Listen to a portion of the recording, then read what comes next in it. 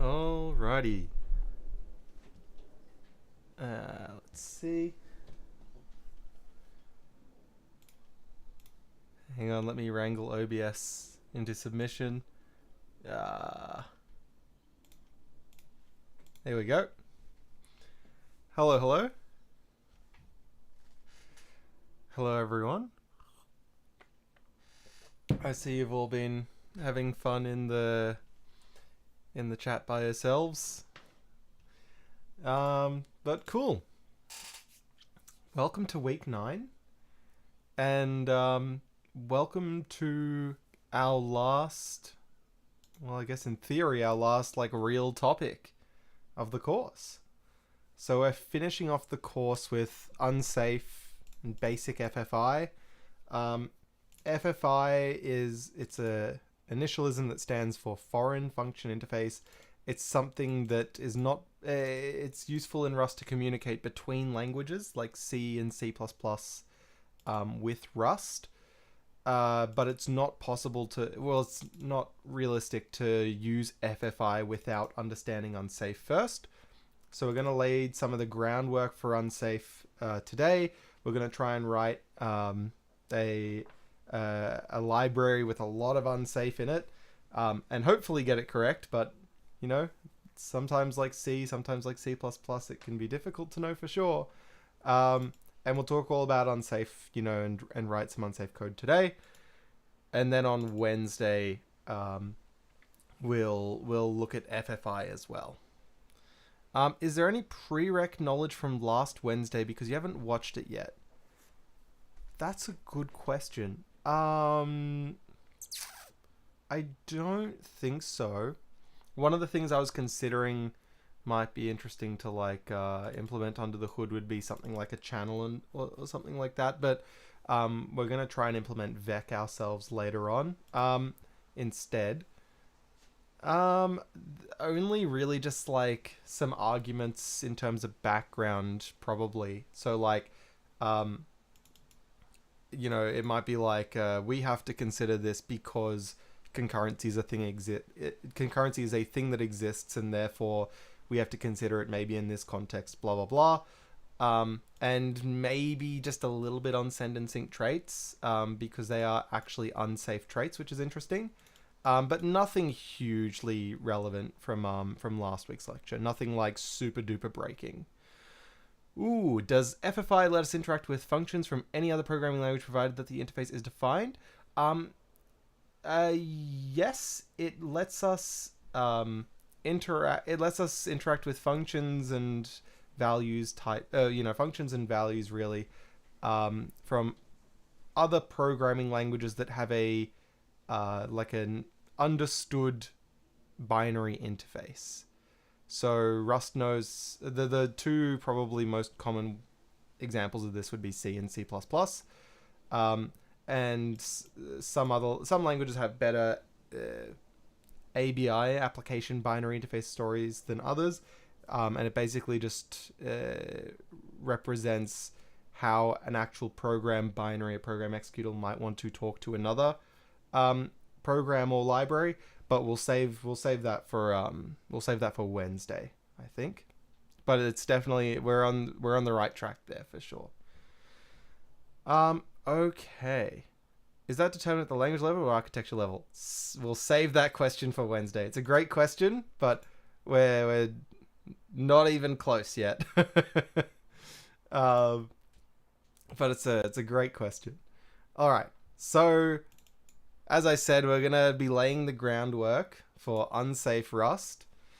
So it's worth just getting us off on the right foot here by mentioning everything that we've seen in this course so far has been what's like considered to be safe Rust. Safe Rust.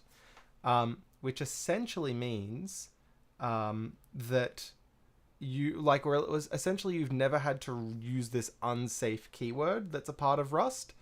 And we're going to look at why someone may want to broaden their horizons from what we've been using in the course so far, the implications on the language, how we might use it, why it might be important, that kind of thing. That's what we're looking at this lecture.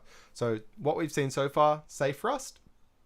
What we're getting into now is unsafe Rust, and we'll talk about the relationship with each other as we go along. So before we really get started, we're going to recap on the importance of memory safety. So safe Rust that we've been using so far is a memory safe language.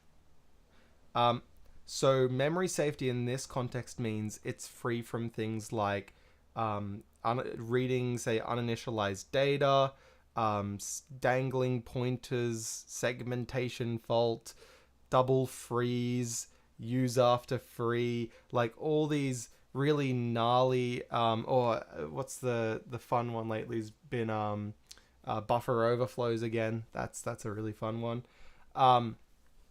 Safe Rust is free from all these horrible memory issues that crop up in lots of different low-level languages, as are many languages. In fact, probably the vast majority of languages are memory safe, at least largely by default. Your Pythons, your Javas, your JavaScripts, your TypeScripts, your insert language here, your Haskells, are generally memory safe. Now, a lot of these languages will expose some kind of escape hatch, which is sort of similar to what we're going to be talking about today, but most languages these days are, most popular, widely used languages tend to be memory safe, because memory unsafety, as we've, sort of looked at and played around with, is a particularly gnarly issue. So when you're writing anything like a non-trivial C or C++ program, maybe C++ to potentially a slightly lesser extent, but it has its own pitfalls as well. There's just a lot of onus, a lot of burden on the programmer to write the program correctly, lest they face the wrath of the language's compiler, or even just walking headfirst into a horrible issue themselves. And you can have absolutely dire consequences from a memory safety issue. The worst of which, a incredibly small memory safety issue can often, given enough time, resources, energy, and knowledge, can be exploited in order to gain, say, entire system access, or just essentially take over your program. An attacker could take over your program with realistically whatever kind of program they wanted, given, again, the right circumstances, time, understanding, knowledge, whatever. So memory safety is particularly, it's a bit of a particularly scary thing, and one we like to maintain, or rather, in a certain sense, one we liked to have the compiler maintain for us. Okay, all right, I think it's fine. So in particular, a correctly written C or a correctly written C++ program will be memory safe. The language isn't just injecting memory unsafety for fun, right? It's only writing an incorrect program that is not quite incorrect enough for the compiler to recognize that it's incorrect. That's the really scary program for us. So let me put it this way. Here is this is, let's say, the set of correct programs. So programs that work, entirely correctly. And then we have the set of incorrect programs. So let's say, and that should be disjoint. So we'll say it's here. So this is the set of incorrect programs. Right.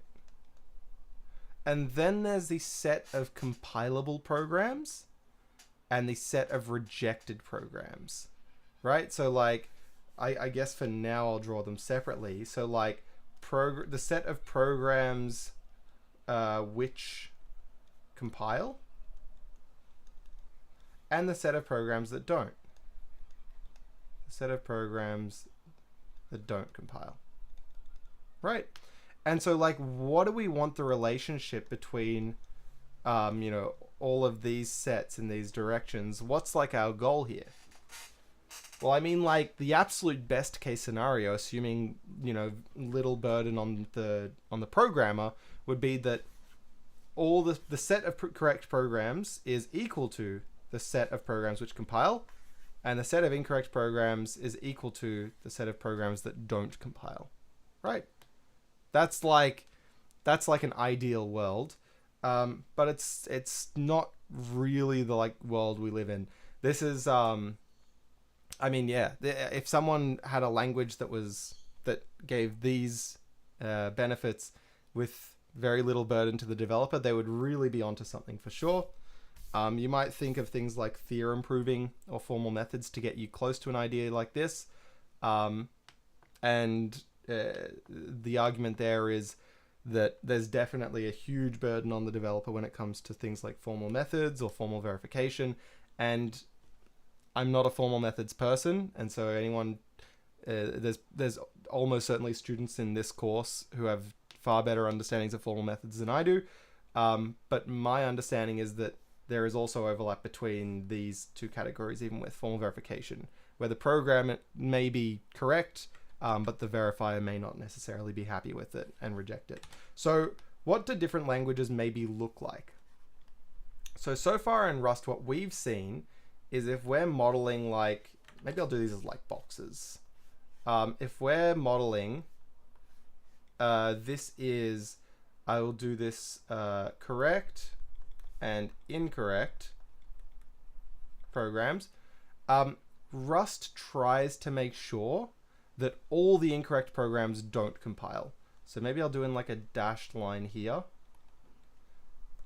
And this is, you know, there's a big fight to be had here on the definition of correct or incorrect. But maybe if we're thinking about something like memory safety, this here in the dotted lines is what Rust would say reject.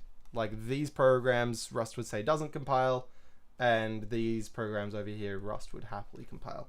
So Rust is happy to reject a lot of programs, as we know, and you know, and it wants to compile as many correct programs as it can. But there's certainly spillover where there's programs that you might go, that should be correct, but the compiler's going to go, I can't see it.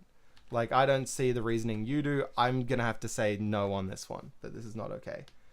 The danger potentially of languages like C, and to maybe some extent something like C++, is that if I draw the same diagram, we probably find our dotted line somewhere like here, where this is the correct programs, this is the incorrect programs, and these are the programs that don't compile,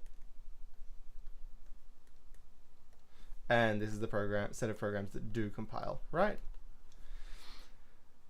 In that, there's like certainly a set of incorrect programs that the compiler will be happy to compile, but it does mean that all the, like, generally speaking, this is not always going to be true, and neither of these are entirely true. They're more like sort of generalizations in a certain sense. The set of correct programs should usually compile in a more flexible language like C or C++. Right, and this is sort of the trade-off that we're getting right here, is that there is going to be a set of incorrect programs that might do the wrong thing that may still compile. And so this is certainly nice for us in a language like Rust, right? It's certainly nice for us. If we say compare this to a language like, let's say, Java, and we're just thinking within the scope of something like memory safety, Java might get a lot closer to this line, like this, but it has its own trade-offs. You know, it's probably a more flexible language in Rust. In this program looks a little iffy, but you know, I'll still allow this thing to work. Whereas Rust wants to have a very sort of high degree of certainty in a certain sense. I mean, the more you sort of zoom into this diagram, the less sense it ends up making, sadly. Again, because it's really just a broad generalization of this kind of idea. But it's a point to be considering the remainder of what we're learning about in the context of. All right. So this here is a serious problem for Rust, though. This little box here. Because there certainly is correct programs, like programs that should work, that should not exhibit unsafety or this undefined behavior that we've sort of been hand-waving throughout the term. There are programs that do not exhibit that bad behavior that should, that therefore should be correct, that the compiler is not able to reason about. The compiler will say, I can't tell what's going on here, and I'm going to be conservative and say that I will not build this program. And this is a serious problem for some users. So for us in COMP6991 so far, for most students, this probably shouldn't be this shouldn't have been like a necessarily massive problem so far, in that usually when you're on this, in this like region here, either it's actually in this region and you haven't realized, and then you go, oh, I get what it's telling me and it's right, this is wrong, I need to move, over to here. Or you are in this region and a tutor's come over and gone, yeah, I'm sorry, this is like a mental model thing. Rust thinks about things in owners and borrowing. Your program is really hard to think about. Like the way you've written it, it's hard to designate owners and borrowing and that kind of stuff. And so although maybe your program probably is okay, you're going to have to just restructure it a bit and change around your lifetimes, your borrowers, your ownership, that kind of thing, so we can get it over here. So for us in the course so far, I don't think that this has been a huge problem for us, but there's a very like particular subset of programmers that this is a massive problem for. And this comes into the realm of systems programming. So this is like, if you've heard of the terminology, like programming at a low level, usually you're in a language like C, maybe in a language like C++, or, hopefully in a language like Rust, but we haven't really seen how yet. These kinds of, this set of programs is really important to you. So what do systems programmers care about? What do you often value when you're programming at a low level? You sort of need that more fine-grained access, right? Say access to raw addresses, pointers in memory, and moving memory around yourself and doing the dirty work in order to satisfy some constraint. There's plenty of different constraints that one might have. Say, for example, like a really maybe simple constraint is you have some really tight performance constraint and you tried writing it, not in a systems programming way, not at a low level. You tried doing that and there's some problem that means you need to get down into the weeds to go a lot faster. Compilers these days, especially particularly advanced compilers, like say the Rust compiler, which also makes use of LLVM, is, gotta shout that out as well, are generally pretty good at making programs go pretty fast. But that's not like it's not a perfect solution. And sometimes you do just need to jump down to that lower level and start working in the nitty-gritty details yourself. You might also be limited by the part of the system or the system itself that you're writing for. So this is where I really love to have my my little props that I think are in my other room, sadly. But I'd like hold up a little like device here, a little Arduino or a little microchip or something that doesn't have all the luxuries of a modern computer with a big operating system and stuff like that. And you might be severely restricted in what's available to you to write code for that little, for this little microchip that you're working on, right? And so you might only be able to, you might not have, say, malloc and free, right? You might not be able to allocate memory dynamically. Therefore, you need to, be able to work without box, without vec, without string, without, all these sort of things that we often take for granted. Or alternatively, you might be on like a big desktop computer, right? I'd lift up my big desktop computer, but then I believe the stream would probably turn off when all the cables got ripped out of it. You might be on a big desktop computer with all the fancy, bits and junk in it, but you might be working at the very core of that computer, right? You might be working in the operating system kernel. In which case, again, you're the one providing those building blocks for the rest of the system. You might not be able to provide those building blocks for yourself. You might need to write code that, works on constructing the building blocks. And so again, this is certainly a subset of programming, systems programming, low-level programming. If you're writing, a website for a business or some service to talk to a database or something like that, this probably isn't a value of yours. And so what we've seen with Rust so far may or may not work for your use case, right? Rust has plenty of other trade-offs that we've been talking about throughout the whole term. But in terms of this, low-level thing, that's not going to be a priority to you. But there is still that set of people who it is a priority for, and Rust wants to find a way to accommodate for them too. So this is why people often refer to Rust as fundamentally a systems programming language. And that's, at the very least, partially true. I think it's a little subjective, and I'm not sure exactly what my mind is on this either.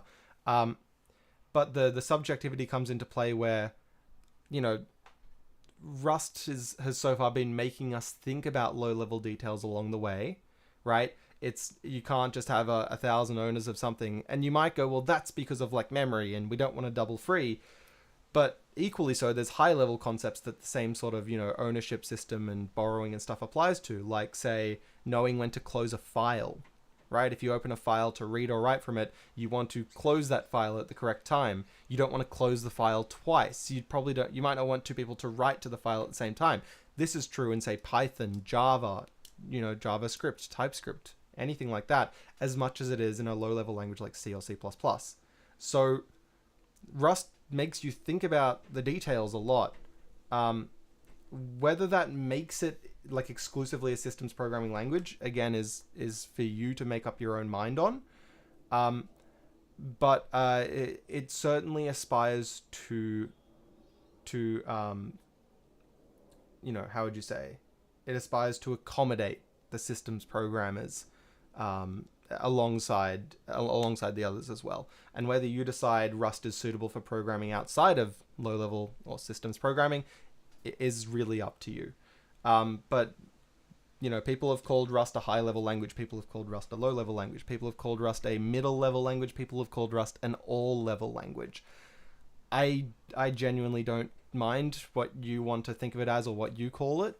But it's about knowing when Rust works for you, when your values for what you're working on line up with Rust's values and how it operates. And so this is the kind of thinking that we want to be, training and working on and stuff. So Rust needs to accommodate to these people. And one of the big things that these people want is, I just want a pointer. I just want to be able to go, this thing points to some location in memory, and I want to be able to do stuff with that memory. This is important to me. I can't do my work without it. But naturally, that's really scary to Rust, right? Rust has all kinds of guarantees. Rust has lots and lots and lots of guarantees that it bakes into the language. And as soon as someone can just go I changed this memory to that, I read this random address over here and this pointer and blah, blah, you can really quickly just turn into disaster territory, which is essentially the problem, the big problem with, problem in quotation marks with languages like C and C++, is that it's relatively trivial to just grab a pointer, do some crimes, and now the system's in a very hard to understand state. But again, the fact of the matter is sometimes this is pretty important. In particular, let's say you're working in a system where you know how to allocate memory and you know how to deallocate memory, right? Similar to something like malloc and free. If this is what you've got access to, you might go, oh, a nice abstraction that I could build on top of, say, this malloc and free is some sort of growable or shrinkable list, right? Some kind of growable or shrinkable list. In Rust, we call this a vec, right? A vec of t. And vec needs to be built on top of these kinds of primitives. It's not exactly malloc and free themselves, but like the way it talks to the system, right? Malloc and free ends up being the same sort of thing.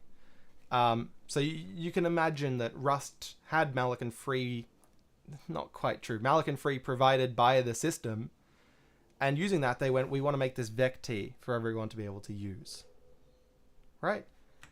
But malloc is just going to give you some kind of a pointer, free is just going to like take in a pointer, and Rust just doesn't have, from what we've seen so far, the tools to just deal with these random raw pointers floating around the system at all, let alone in a coherent and sort of safe manner. So if we're in a language, another memory safe language like Java, JavaScript, TypeScript, Python, blah blah blah, and we want to implement this kind of like growable, shrinkable list, how do we even do that? How do they do that, right? And the answer is, to the best of my knowledge, is that either, let's say in Java's equivalent would be an array list, right? And it's just a different name really for the exact same idea. They would make use of another feature of the language, which is that they can just sort of create arrays willy-nilly, like give me an array with 18 elements and it'll do that. And then like either it'll lean on something else in the language, right? So either the way they made their vec just leans on another feature in the language, and then that feature, like considering that feature, or alternatively another language where their like say list, their list type doesn't lean on some other feature in the language. It needed to be implemented themselves. So this part or this part are usually just like blessed constructs of the language, in the sense that like they're implemented like in the compiler itself or part of the language runtime or something like that, usually, where like they like if this is say Java doesn't like have the know-how to just like using say this malloc and free that's provided to the system, writing Java code to interact with that to create an array. Usually instead it's going to be the compiler like does the work in here, or the runtime for a language say like Java or Python. So in Java it's probably the original, I don't know if JVMs are still written in C these days, but I'm pretty sure the original JVM was written in C. There's C code that talks to malloc and free and then talks to the Java code in order to like create this kind of interface.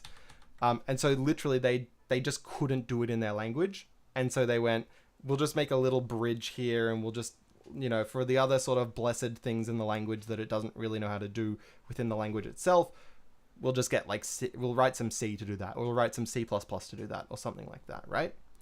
And Rust could have done this too. Rust could have gone, if you want to do this low-level access, write some C code, and then we'll make it easy to talk between C and Rust.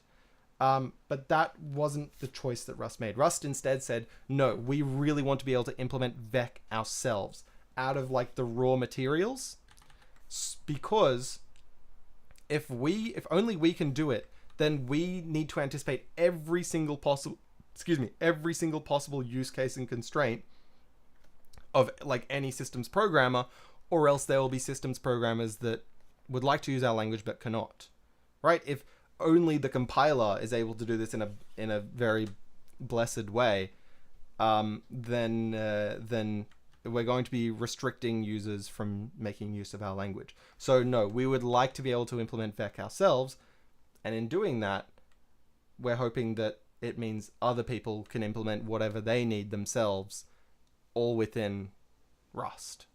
So this is what we're going for, and the way Rust achieves this kind of idea of getting access to this low-level stuff and doing these low-level operations while still trying to maintain what is overall aspiring to be a very safe, sort of rigorous language, is with this unsafe keyword.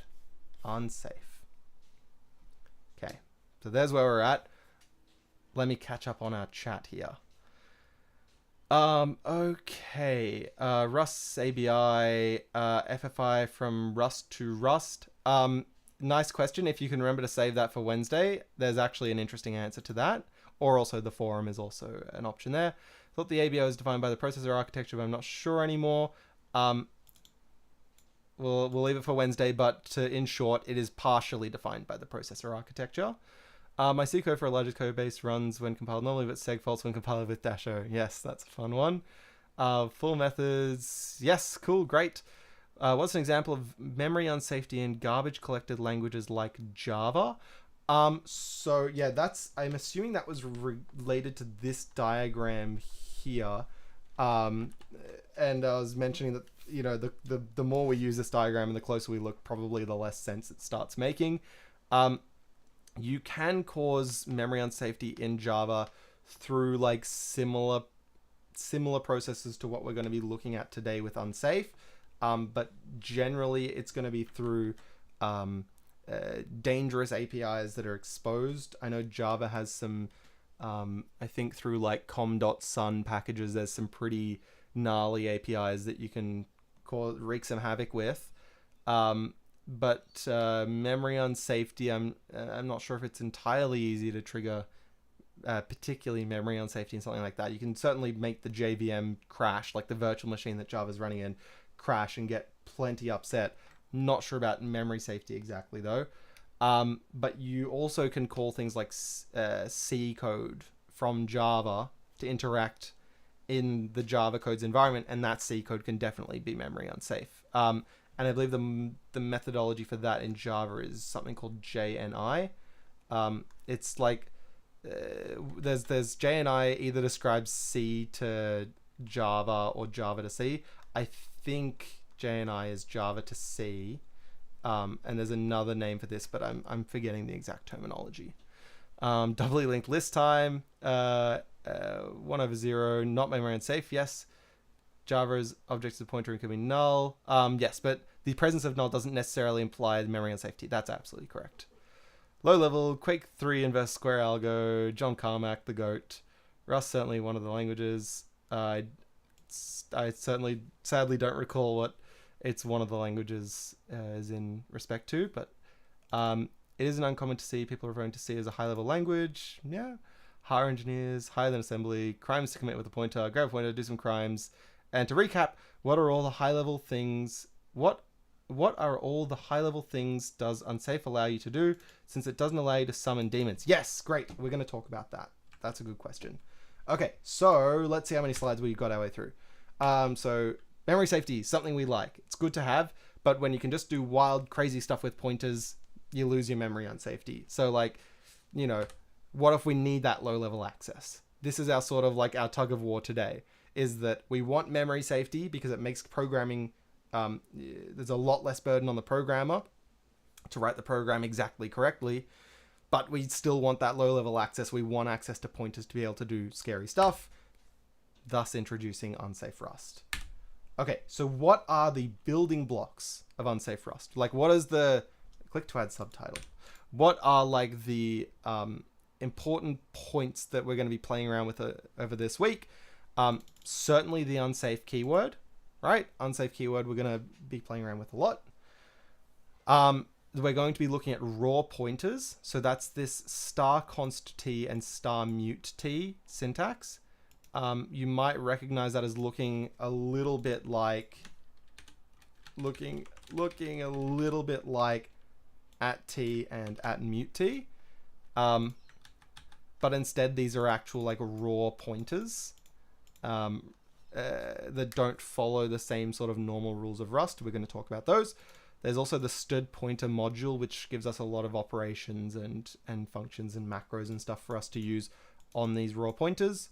Std alloc gives us raw access to things like allocation, like that, malloc and free, but Rust's equivalent, which is alloc and dealloc, I believe. FFI, std FFI, we're going to look at on Wednesday, which helps us call things like C and C++ code or vice versa.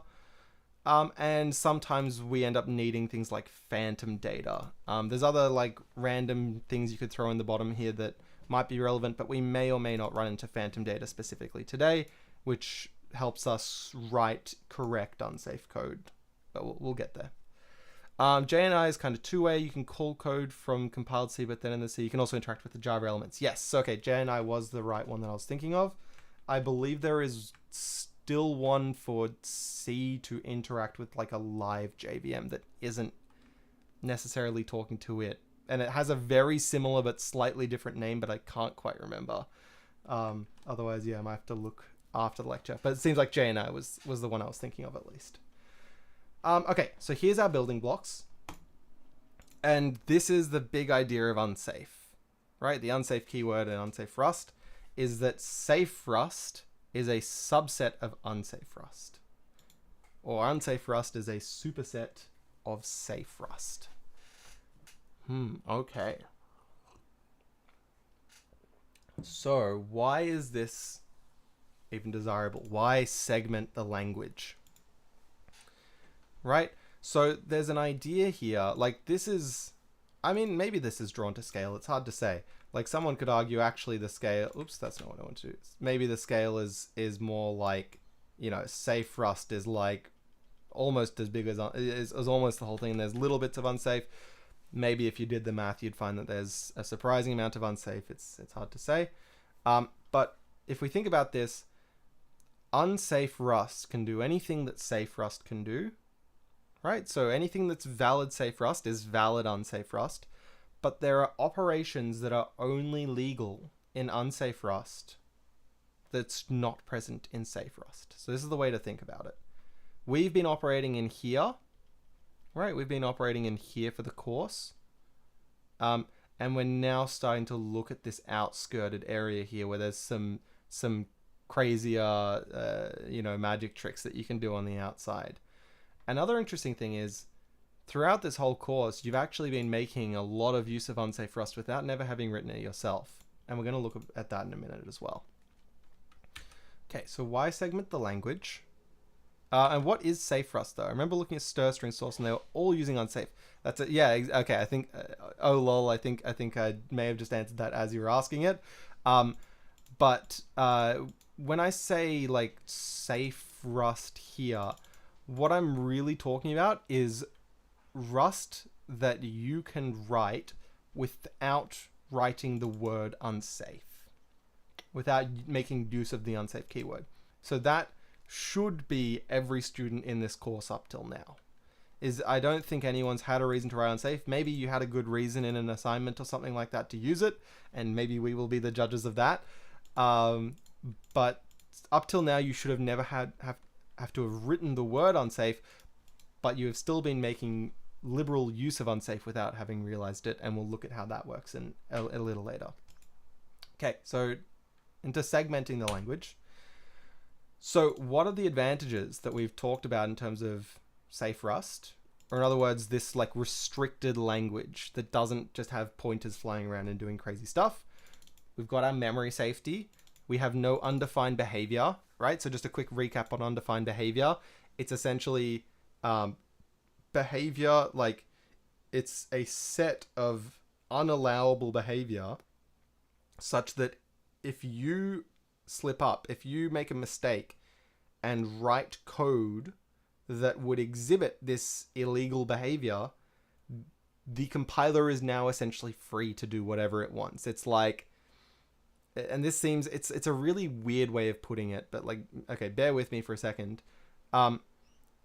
So there is a set of behavior that the compiler doesn't want to have to deal with. Like, for example, C doesn't want to deal with you dereferencing null.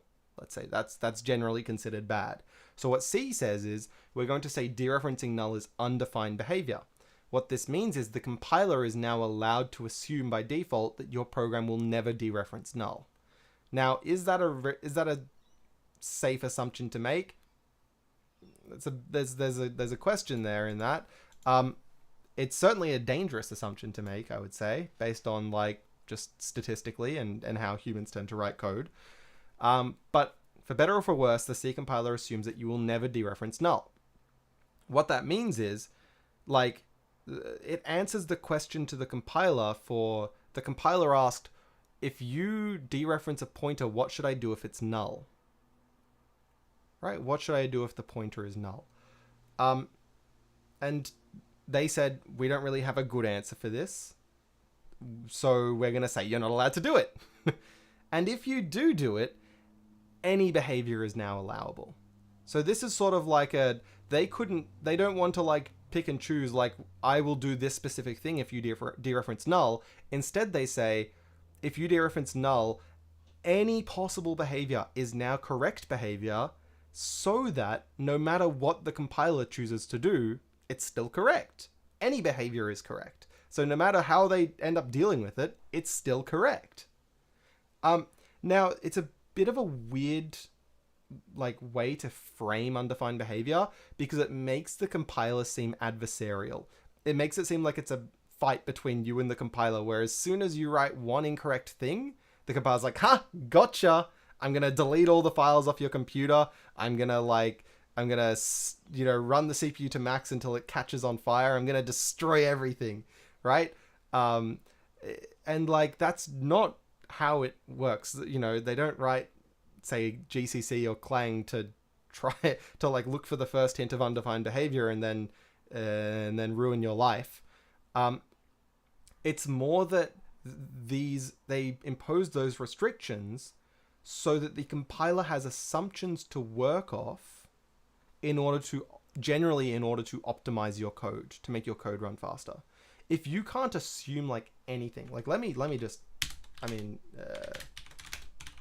like let's say I have a C program here, right? And it says like int x equals 42, int y equals 123, printf x plus y. Now, if you're a compiler, you're going to complain that I didn't hash include std.io. Okay, fair. Now, if you're a compiler, how would you optimize this code? Like if I said, I want you to make this code run as fast as you can, what kind of optimization would you do? You'd probably start off with something like this. You would go, well, I can see that x plus y, right? X plus y here, well, I know x is 42 because of that line. Y is 123 because of that line. I could actually just do this calculation now. So it's going to go x plus y, 123, 42 is 165.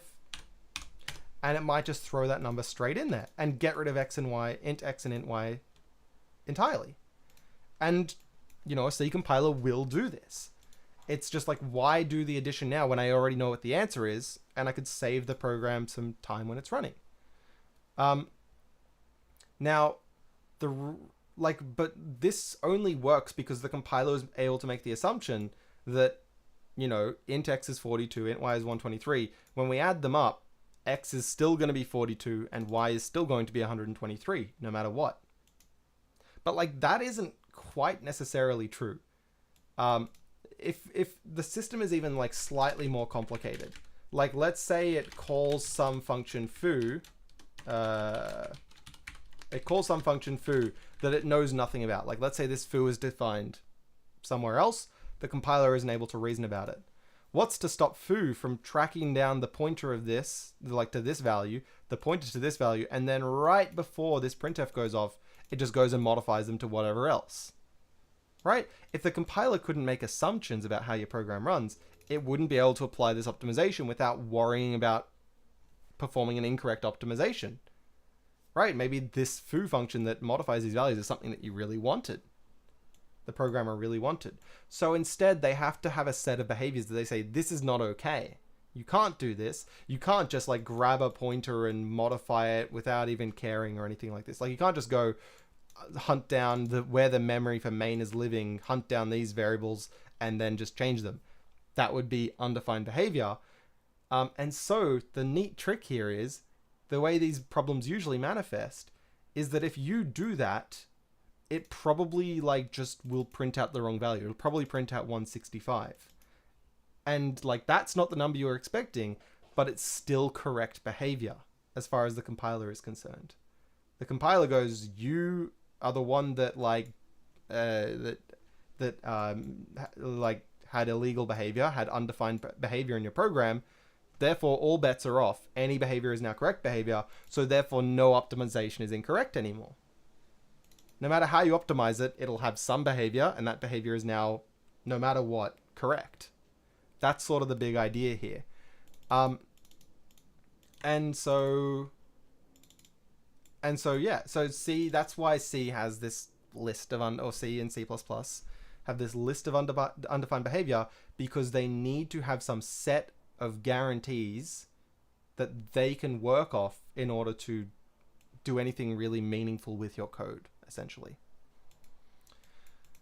Right. But like, what's the danger of this? Well, if I scroll down a little bit, have a look at this. This here comes from the C specification. This behavior is undefined in the following circumstances. So here's like a list of. I'm not even certain this is a what's the word?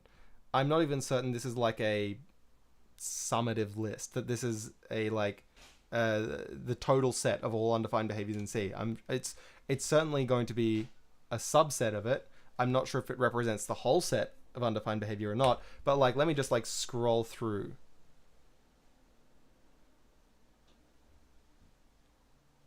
Yeah, still going. There we go. That's the undefined behavior in C. And to like look at one a little more closely, an MB state T object is used inappropriately. Sorry, exhaustive. Thank you. That's the word I was looking for. I'm not sure if this is an exhaustive list or not. The argument corresponding to an S specifier without an L qualifier in a call to the fwprintf function does not point to a valid multi-byte character sequence that begins in the initial shift state. Okay. Right. Yes. Of course. I mean, some of them are pretty reasonable. The first argument in the very first call to strtok, right? I've used strtok before, is a null pointer. If you pass null in the very first call to strtok, undefined behavior. Okay, I get that. But like, in order to be an effective C programmer that has any degree of like has a strong degree of certainty that their program will work correctly, like, you've got to understand this. And I'm telling you, like, I think I'm a relatively good C programmer. I don't know this whole list. I don't have this whole list committed to memory, right? And on top of that, as soon as you bring in any other libraries, let's say, like there's some, vendor provided C library that you need to make use of for something, they might have conditions on their functions. They might go, if you call, similar to how the spec says, if you call, where were we? If you call strtok with a null pointer in the very first call for the first argument, then that's undefined behavior. This other dependency might have its own huge list of things that are undefined behavior. Like, don't call this function like this. Don't call this function on the 2nd of December at 4:54 in the afternoon, or while the Mars is in retrograde, right? Or like, there'll be undefined behavior. Like, once you sort of expand your horizons a little bit, it can be really worrying to try and create a program that doesn't exhibit any kind of undefined behavior. So, like, this list should be scary. That's what I'm hoping. That, like, I'm hoping a subset of the students in this course are like, I am a good C programmer, and then I scroll through this list and go, yeah, I'm a good C programmer. Oh, really? Name every source of undefined behavior. You should see this and be like, oh no, it's a little scary. So that's what we want to like. I want to scare you just for now, in terms of here's the undefined behavior. Again, C needs this because it needs to be able to like perform optimizations, make your code go fast. So how is Rust being like Rust? Its performance parallels C, C++, right? These low level languages. Whereas other languages like, say, Java, Python, You know, even languages like Go. Go is a language that compiles to binaries, compiles to like a program that's run as opposed to being run in a virtual machine like, say, Java or JavaScript or something like that. Go is still not in the same performance tier as languages like C, C++, and Rust, generally. So how was Rust able to match this kind of performance without undefined behavior? How is it able to have assumptions to work off in order to optimize your code without undefined behavior? I'll ask the chat. Who wants to have a guess? How was Rust able to optimize its programs, you know, have assumptions to optimize your program based off without this concept of undefined behavior yet? Oh no, no, I mean, yeah.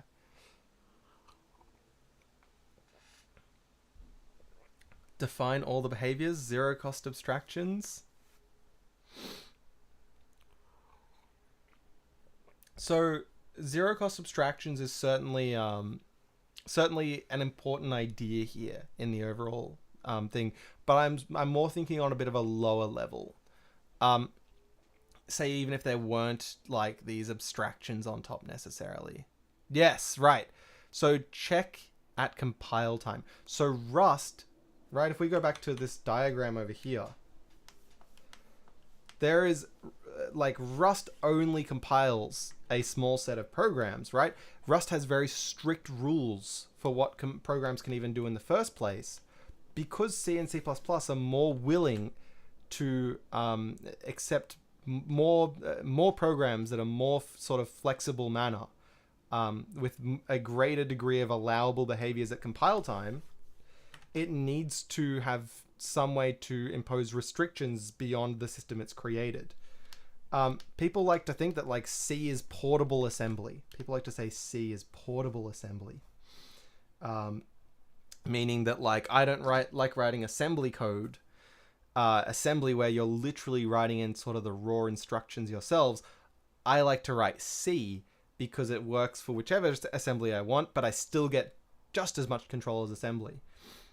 And like I feel like the real like massive experts on C tend to get a little like iffy and worry on a phrase like that C is just portable assembly, generally because C has a lot of rules.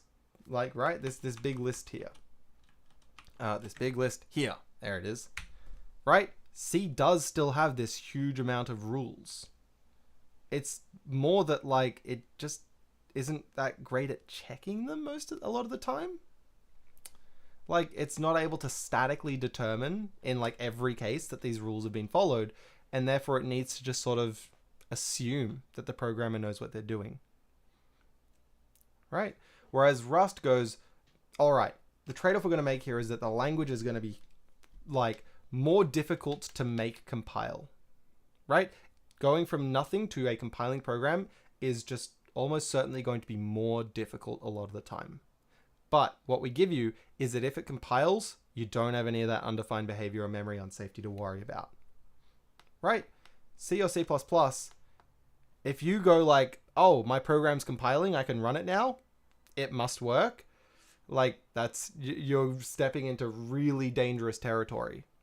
Probably like usually with C and C++, getting the program to build is one of the first steps. And then it's about testing and it's about sanitizing, fuzzing, like doing a lot of work to make sure the program that built is actually correct, like does the right thing. The idea is that in Rust, getting the program to compile should hopefully be one of the latter steps. There's still a similar set of testing that you need to do, right? Like to check that your program is correct in like a logically correct, does the right thing as opposed to even operates correctly at all. So like there's still some testing to be done, but you hopefully get to, for the most part, skip out on that testing that's like fuzzing and sanitizing and checking, did the program build, but like realistically it shouldn't have built. It's, you know, the program violates some rule of the language or something like that, right? so that's how Rust, still has these rules to work off. And Rust being a very restrictive language, potentially, like, I would say more restrictive than even these rules, of undefined behavior in C, or the equivalent, I think, even less clear set of rules in C++. Rust is probably still more restrictive than either of those, and therefore often has more room to make assumption guided optimization. And as programs and the people writing optimizers get better and better at writing optimizers, Rust code tends to get better and better over time, which is pretty cool. The rule that says the program does not contain a data race. Let's go up to here. Here we go. Undefined behavior. Data race. The execution of program contains a data race. That's a good one. Well spotted, Kai. If your program contains a data race, undefined behavior, anything's allowable behavior now. Whereas, Rust's ideal is if there's a possibility for a data race, I won't build your code. Okay, so in terms of segmenting between this safe Rust and unsafe Rust, Rust has memory safety by default, no undefined behavior, right? When operating in safe Rust, it is generally not possible to invoke undefined behavior, to invoke illegal behavior, with two slight caveats. One is compiler bugs, right? If there's a bug in the Rust compiler, that is out of your control, then that's certainly a possibility. Oops, that's not what I wanted to do. And I can show you if there's any of these kinds of bugs. There's probably approximately 4 in the compiler right now. Generally, things that issues in the compiler that might lead to this kind of thing are labeled critical issues in the Rust compiler itself. And it seems, okay, this is not that. This is Rust crashing on a weird target, risk 5. This is looks like a crash based off the linker. This is unclear. Test failures could mean really anything. Lifetime problem on build. This might actually be some sort of undefined behavior. I expect to see the code building. Oh, in fact, that's not too bad. This is code that should build that doesn't. Well, that might be equally as bad depending on what you value. But I tend to really not like the idea of memory unsafety and undefined behavior. So right now it seems like there's no recognized critical bugs. I know there was one recently, and by recent I mean like a month or two ago. But I'm not sure if... I'll look for like 30 more seconds, then I'll give up. It was like a pretty bad one. Maybe I'll try and find it after. Anyway, there was an interesting no, I don't think it's this one. There was an interesting bug in the Rust compiler where it's like you can basically make a safe transmute now, and it's very dangerous. But okay, so caveat 1 is sometimes there's some critical compiler bugs because the language does move quickly, but they usually get fixed quickly. And 2 is bad unsafe code, which we'll talk about later on. So, and other advantages of safe Rust, a relative low complexity. Now, I know, don't put your pitchforks away. I know Rust has been complex. It's been hard. I'm not detracting from that. The complexity is low relative to unsafe Rust. To imagine if Rust just let you throw pointers all over the place. The complexity of working in safe Rust is relative to unsafe Rust, low. Also, you have opportunity for optimization because the language is relatively restrictive, and because the language is also relatively restricted, you have opportunity for high quality diagnostics in telling you what exactly went wrong and why it went wrong. Whereas languages where there's a lot of room for programs to do crazy stuff might need to be more conservative in what they tell you in their diagnostics when something's gone wrong. But if we give you all the weaponry, right, and you're in this unsafe Rust land, what are the advantages of that? You get low-level control, particularly sometimes like raw access into the system if that's what you need, and fine-grained access in pathological cases for optimization. Right? Rust, the Rust compiler might do a pretty good job optimizing most of the time, but it might be like sometimes it's not smart enough to make some kind of optimization for some reason. And so having that low-level access to go and do that kind of optimization yourself is going to be important to a subset of programmers. The disadvantages of Safe Rust being it sometimes isn't flexible enough for your use case. So for example, not many would dare to write a kernel device driver in Python. I know you can write root user land device drivers in Python if you're particularly crazy, but I haven't really heard of any kernels, being written in Python generally, just because Python is it's not possible to really port there.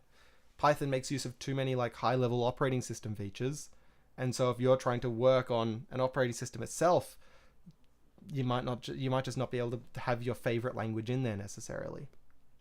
But Rust wants to have some sort of flexibility for these kinds of users. So disadvantage for there.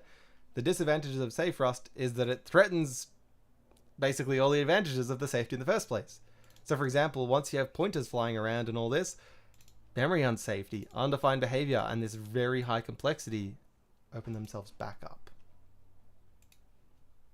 So we want a way to maintain the flexibility and guarantees of Safe Rust without limiting the users, like without limiting the users of our language, right? So in the sense that we want to support users with this low-level requirement who want access to the system, who want access to pointers and stuff. We want to accommodate them, but we still want to maintain the flexibility and guarantees that we have in Safe Rust. Okay, good time for a break. We'll come back at 10 past. Think about this question while we have a quick break. I'm guessing I've upset the Python people saying that you can't write OS stuff in Python. But okay, we'll take a break. Come back at 10 past. We'll see you in a little bit.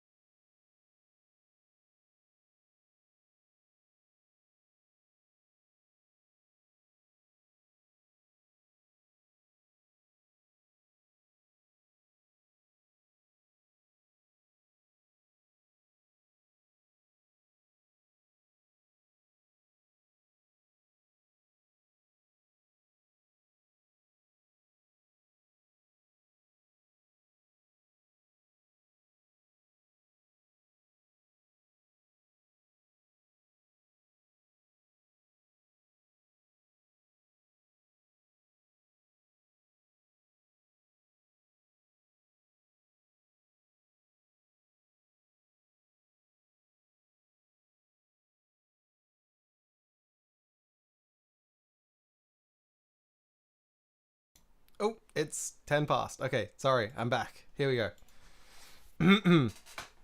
Okay, so I didn't upset the Python people. PyNQ is pretty popular for writing embedded Python for Xilinx silicon on chips. Very cool. I am going to assume, I'm going to take a solid guess here and say it's potentially a subset of Python that's being worked in, maybe. That is like, we borrowed the syntax and restricted the semantics, and we managed to get this thing to work on an SoC. But probably not like Python, you know, plain old Python 3 as we know it, I would imagine. So, we want to maintain the flexibility and guarantees of safe Rust without limiting who is able to use our language. We want to support the crazy unsafe people that need to use our code. So the big idea here, unsafe implementations of safe abstractions. Ooh. All right. So the idea here is, well, let's look at a couple more slides. So right now, the way we see Rust is that we write our Rust code, hand off to the compiler. The compiler will either like go, yep, the safety checks pass, which includes things like being able to infer a type for every value, check that all the types line up, the traits all solve, and then it checks, you know, you passed a T to this and it required that T was cloned, and T is cloned, so that's all good. Borrow checking, you know, all kinds of safety analysis, or some safety check fails and it gives this diagnostic to a user. Right, so the compiler does as much as it can in terms of this kind of checking. It does as much as it can in terms of this checking, but there's some things that the compiler is out of reach for the compiler to check. So, and that specific, you know, set of things that the compiler is out of reach for the compiler to do this kind of safety checking on is particularly like the code that we're going to be interested in today. So in particular, like reading and writing just random pointers that it has no knowledge of, it's got very little that it can sort of offer in terms of analysis on that. But, you know, like we mentioned before, Rust might want to be able to implement a vec, and genuinely vec is implemented in Rust itself using, you know, things like malloc and free. So it wants to be able to implement this kind of stuff itself. But it's, you know, if it needs to mangle these raw pointers around, it's out of scope for the compiler to do the same sort of level of checking on everything. And so you'll notice that I've put these little black boxes around our program. So we've got all tons of like safe Rust code talking to each other in this, you know, this anatomy of a Rust program. So this is all Rust code that, you know, has no mention of the word unsafe. We're in happy fairy tale land. Then there's these black boxes that the program talks, you know, different modules talk to, or it maybe talks to modules. And in these black boxes lies the big secret. So inside the black box, it essentially has a name tag at the top that says, I am safe. This is a safe box, I swear. You can put things into the box. You can, the box, here's an arrow, the box spits things out. Great. But on the inside of the box, there's unsafe crimes. Unsafe crimes. So the unsafe keyword usually lives within this box, and that's where the crimes are performed. And that's where the magic really happens. So note that, well, we'll talk about that in a minute, I suppose. So the primary idea of this pattern here, the unsafe implementation of a safe abstraction, is that no matter what a user puts into this, right, whatever input a user gives, this box, this, you know, safe box here, this is, I'm not talking about like box of tea, by the way. I'm just like, it's just like a box. I'm just like, imagine like a cardboard box, a black box, whatever. No matter what kind of input a user gives, this box should never misbehave. It should never cause undefined behavior. It should never cause memory unsafety. It should always do the right thing. But on the inside, it might need to make use of this unsafe keyword. But the big idea is, no matter what you do inside this box, it should be a safe abstraction. What's an example of a box in the Rust, say the Rust standard library? How about vec, right? Or how about box, right?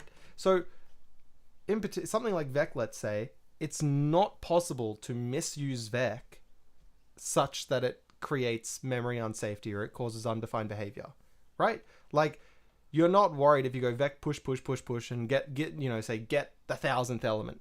You expect it to panic, or you expect to receive like a none value back on an option. You don't expect undefined behavior because that's not like how we program in Rust.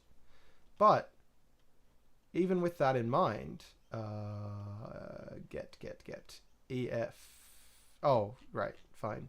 Deref target is t get, right? Even with this in mind, that we know get is like impossible to misuse. Fine, I'll think of a different one. Pop. That's kind of like get. You'd expect if the array is empty, you get none. Sorry, if the vec is empty, you get none. If the vec has something, you get that element back. If the vec is empty, you're not expecting it to have some sort of undefined behavior memory unsafety. Yet, if we look at the implementation of pop, we are bound to see unsafe on the inside, right? So there's an unsafe operation, an unsafe implementation in what is a safe interface for users. So this is like what we're starting to work towards here, right? Okay, so now let's finally talk about what does unsafe actually even let us do? Like, for example, why they even used unsafe over here, right? So unsafe lets us do 5 things. Like, some people like to think that unsafe turns off the borrow checker or the compiler stops checking unsafe code. No, it lets you do 5 things. Like 1, 2, 3, 4, 5, that is it. That's what unsafe does. So it lets us dereference a raw pointer. Now, yeah, admittedly, those 5 things are like pretty wild, pretty gnarly. So a raw pointer, this was mentioned a little earlier. A raw pointer is basically just like, oh my god, some people in the Rust community would hate me for saying this, but it's kind of just like an address. Pointer provenance put to the side and saved for like a course, maybe like 3 courses beyond this. But it's basically just an address in memory, and it's safe to create these raw pointers like whenever you want. So for example, if you have a reference, right, a borrow of something like this, you can always turn that into a raw pointer in safe Rust, and it's completely safe. You don't need this unsafe superpower in order to create a raw pointer, even to create things like a null raw pointer, right? Function null gives you a null pointer. That's perfectly safe. There's nothing wrong with that, because you're not really able to do anything with it in safe Rust. You're only able to do something with it once you go to unsafe Rust, and that's where the issues will really exist, right? Creating a pointer to some random spot in memory, not really a problem in terms of a raw pointer. Using it, potentially very big problem. Reading to it, writing to it, potentially very big problems to open up there. And so dereferencing, in other words, like reading or writing to, usually, a raw pointer only can be done with unsafe. Now, what are the other 4? Reading or writing a mutable or external static variable. I've put question marks here because, wait, Rust has static variables like globals? Yeah, Rust has globals. But you can only have like read-only globals in safe Rust. So, or you can still have mutable globals in Rust, but again, you just can't use them in safe Rust. But once you're in unsafe, you can read or write a mutable or external static variable, a mutable global. So it gives you that superpower. Another question mark. Accessing a field of a union other than to assign to it. A union? Rust has unions like in C? That crazy idea that some like nut came up with in C of a union? What? Rust does have unions. It does. And you can create unions. You can create a union and you can write to a union all in safe Rust as well. But you can't read from a union unless you're an unsafe Rust. So question marks again. What the heck? Rust has unions? Yes, they're very rarely used in reality. But it sort of needs to exist for Rust to be able to talk to C, which we'll talk about again on Wednesday. So that's a whole thing. But again, creating a union, assigning to a union, Rust sees no problem. Only reading from a union. So then the last two here is calling an unsafe function or implementing an unsafe trait. And these are other really big ideas. Calling an unsafe function, implementing an unsafe trait. These are the last two superpowers. So like these two, like kind of crazy. We probably didn't even know that these existed prior to this point. So, you know, you don't need to worry about these ones so much. Dereferencing a raw pointer is the real big main superpower of unsafe. It's really like the one big superpower. And then these ideas here, unsafe lets you call unsafe functions and unsafe traits. Unsafe functions, unsafe traits. So for example, let's say you wanted to write a method on vec that is really dangerous, could lead to undefined behavior if they gave some kind of bad input.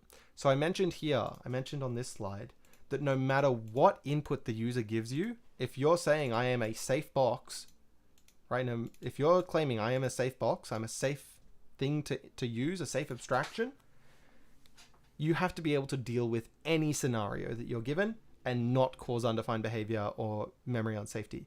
If something that someone can give you, right, could lead to undefined behavior, you've broken the whole point of Rust, essentially. Right? Because now someone, without writing unsafe anywhere, could call your function and give it something bad, cause undefined behavior, and go, what the heck? I thought Rust was saving me from undefined behavior. So that's really important. But like there is still a set of functions remaining, a set of abstractions, where we want to be able to provide an avenue for users to do this, but it's only valid to do in certain cases, right? In some cases, it will just create undefined behavior or memory unsafety, right? And so for those kinds of functions, we'll generally mark those functions as unsafe. So what's a good unsafe function? From raw parts is unsafe, but that's kind of annoying. I think string is maybe an easier example. So for example, here, from UTF-8 unchecked is a good one. So if you have a bunch of bytes, right? A bunch of, U8s, bytes, and you go, actually those bytes are a string. I want to turn them into a string. Generally, you'll look at a function like from UTF-8. So from UTF-8 takes that vec of bytes and then maybe gives you a string back. Why does it maybe give us a string?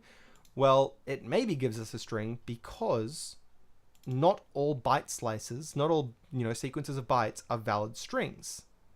String, right? This type string guarantees that it always contains valid UTF-8, which is a certain way of encoding text, a certain way of encoding characters. And so that gives us things like emojis. It gives us like other languages, Chinese, Japanese, like European languages, Swedish, right? French. You get all these different characters in this big character set. And of course you get emojis as well.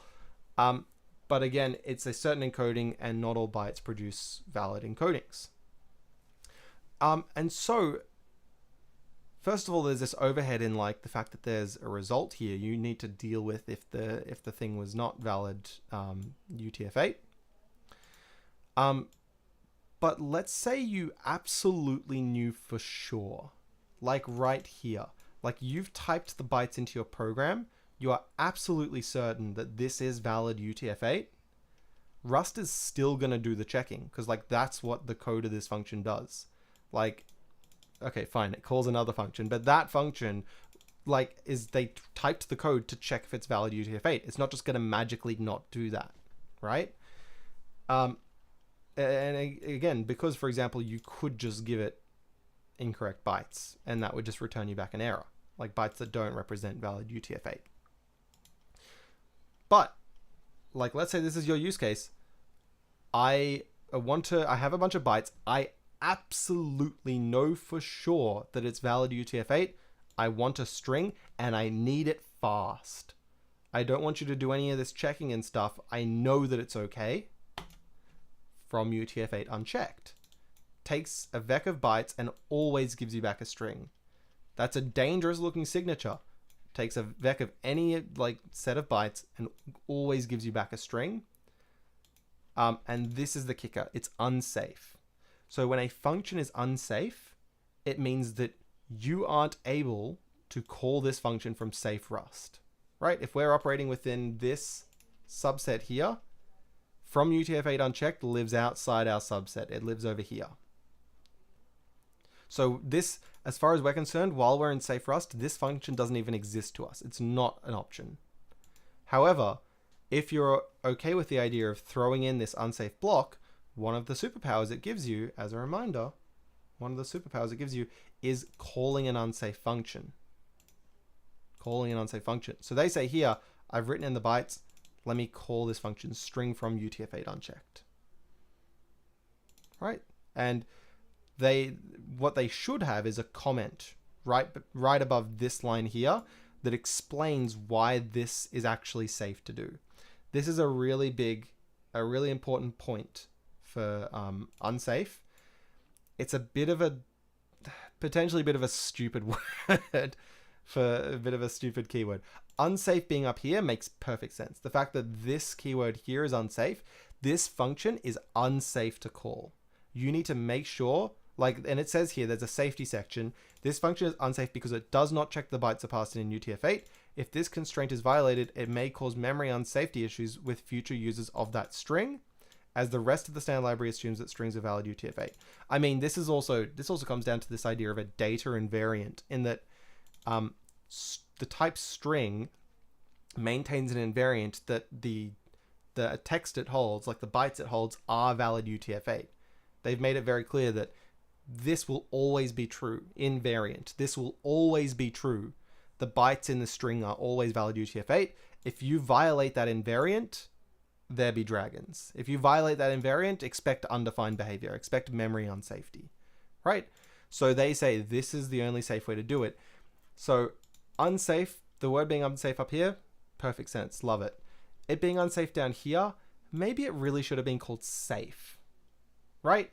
Because this is not, unsafe is not there for you to be like, whatever horrible idea I have, I'm just going to do it and you're going to put up with it, Rust. Oh, no, no, no. Rust has lots of rules too. In fact, probably more rules than C or C++, and probably more poorly specified rules than C or C++. It's just mainly because Rust is still a relatively new and developing language, and they're still trying to decide on what even categorizes undefined behavior in quite a few circumstances, right? So no, this isn't for us to just go buck wild and do whatever we want. It's here for us to say, I know this looks bad, and I know the compiler can't check this automatically. This is out of scope for the compiler to be able to reason about this, but I have reasoned about it myself, and for this reason, like, you know, in a comment, safety, this is my reason. Doing this operation is actually okay. This operation is actually safe, even though it looks unsafe. That's the big idea, right? Not like, do whatever the heck we want. I promise this is okay. I checked it myself. If it goes wrong, that's my fault, not like the compiler's fault or Rust's fault. I mean, in essence, this is essentially what you're doing when you're writing in a language like C or C++ anyway. You're essentially saying, like, the compiler's going, if you screwed up, I'm probably going to give you the wrong answer. I'm probably going to, there could be memory unsafety, there could be all kinds of things. If you messed up, there's probably going to be undefined behavior. And you're asserting by, like, building the program and running it that I checked the program, I wrote the program myself, and I know it's okay. Don't stress. Right? Don't worry about it. What unsafe gives us in Rust is a way to restrict the domain in which the programmer is making that assertion. Right? What unsafe gives us is that it allows us to restrict into smaller pieces of our program the spots that a human needed to manually check, needed to manually reason that something is actually okay. Something potentially dangerous is actually okay. Right? Again, C, C++, those kinds of languages, like it's often any line of code could in theory be unsafe, could in theory do something horribly wrong. We're trying to limit the scope. And like that's, why things like code reviews and stuff and tooling is really important for C and C++ code to make sure that you're not putting in a critical vulnerability into production. All we're trying to do in Rust is restrict down the scope for where that checking needs to be done and needs to be reasoned about. And like the great thing is that you can go into like whatever Rust code base and grep for the word unsafe. Just like do a search for the word unsafe. Loud birds. And like that will give you the right sort of spots to start checking. And if you look at each of the uses of unsafe and go like their safety comment stands to reason, and you go, yeah, that seems like that'll be true in all circumstances, then in general it should be safe. Obviously, like a dependency could still just do something horrible. Like I could just release like Zach's evil library, right? Zach's evil library.rs that just goes like, I provide one function foo, public function foo. It's not unsafe or anything. And it just goes like unsafe, std pointer null, grab a null pointer and dereference it. Right? That's undefined behavior. Definitely not allowable. And I could write a program like this. So you still need to have some understanding of your dependencies, but the reasoning here, like the sort of culture here, is that this is not an okay Rust program. Usually someone would like be looking through the source code, they'd look for unsafe and go, that is wildly unsafe. And like everyone avoid using this library until it's fixed, kind of thing. Recording myself committing crimes. No, don't see it. It's gone.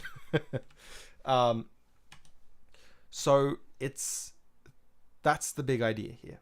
Rust hasn't eliminated the whole idea of undefined behavior, but what it has done is that for the vast majority of people that just want to like consume libraries and write normal code, you don't have to think about undefined behavior or memory safety.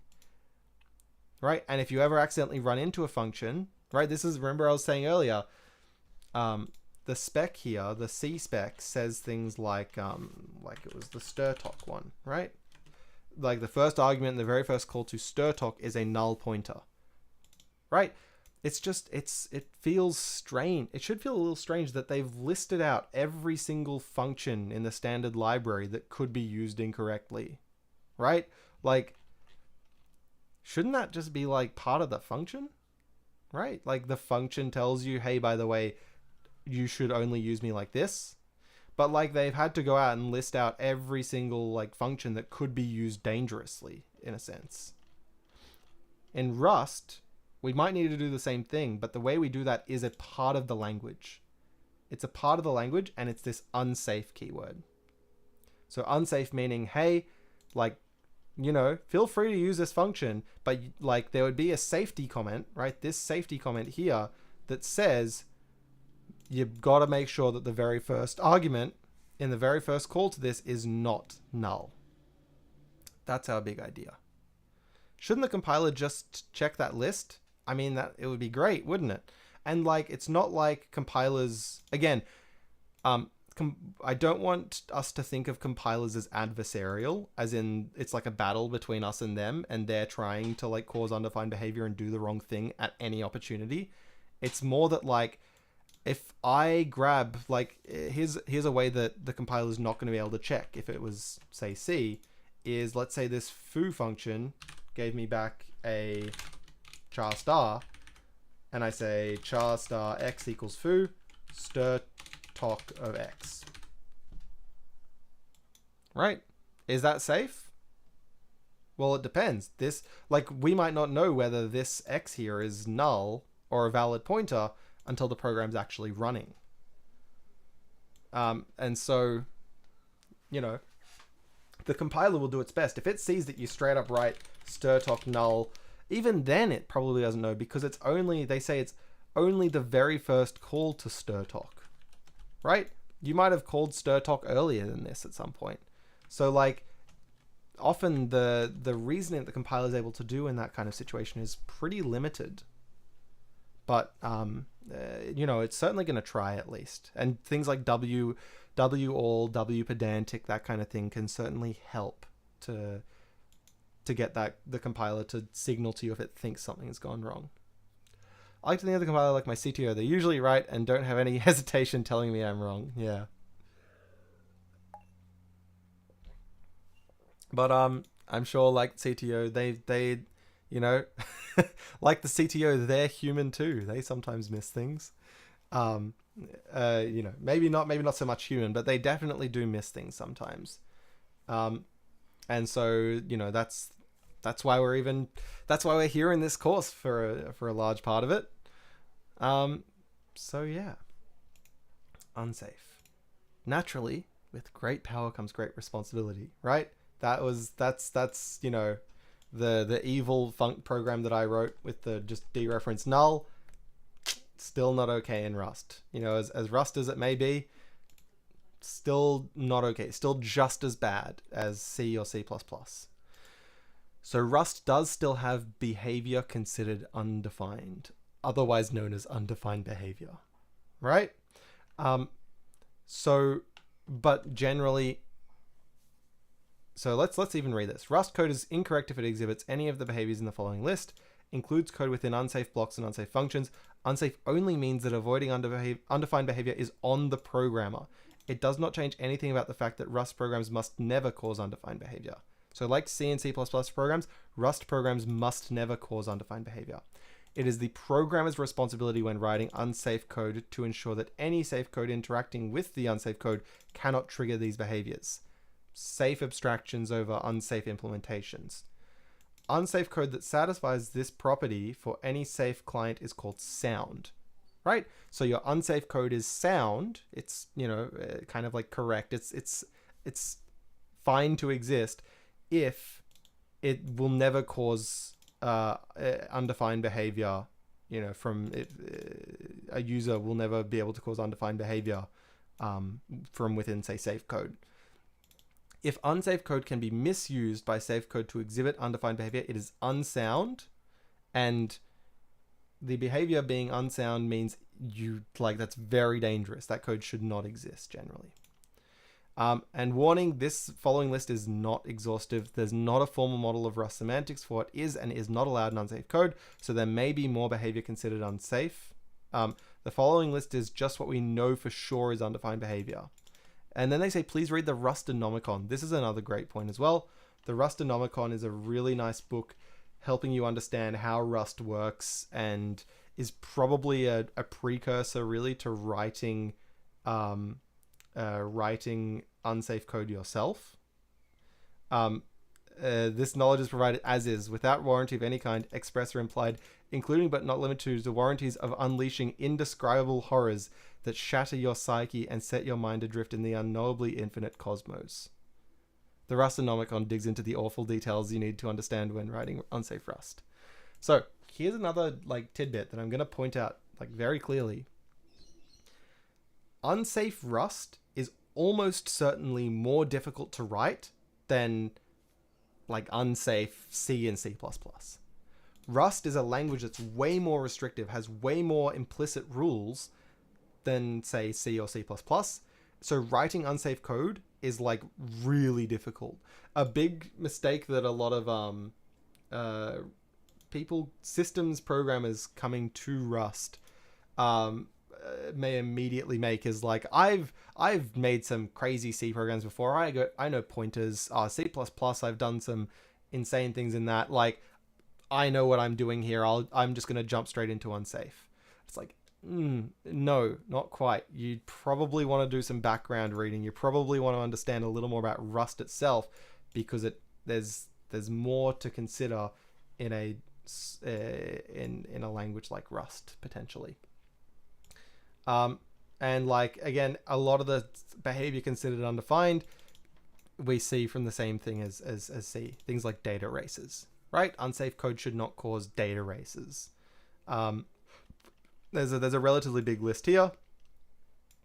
Some of the list is partially smaller because, again, some of the undefined behaviors like may not be understood yet, potentially, but also because a lot of these C ones here in the C spec are about like in specific functions.